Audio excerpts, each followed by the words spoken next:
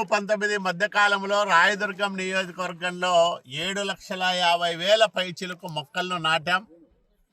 ఆ సందర్భాల్లో అటవీ శాఖ మంత్రిగా ఉన్న బొజ్జల గోపాలకృష్ణారెడ్డి, స్వర్గీయ బొజ్జల గోపాలకృష్ణారెడ్డి గారు ఇక్కడికి స్వయంగా రావడం, ఇక్కడ మనం చేస్తున్న కార్యక్రమాలన్నీ చూడడం వల్ల ఆయన ప్రత్యేకంగా రాయదుర్గానికి అప్పట్లో నా విజ్ఞప్తి మేరకు ఈ నగరవనాన్ని మంజూరు చేశారు.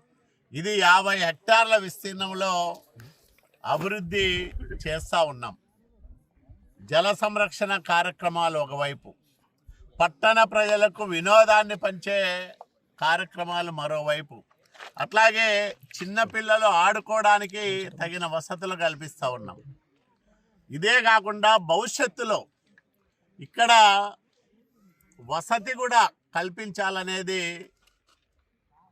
మా సంకల్పం. త్వరలోనే దాన్ని కూడా నెరవేరుస్తామని ఈరోజు, ఎందుకంటే పర్యావరణ హితాన్ని కోరుకునే నాయకుడు,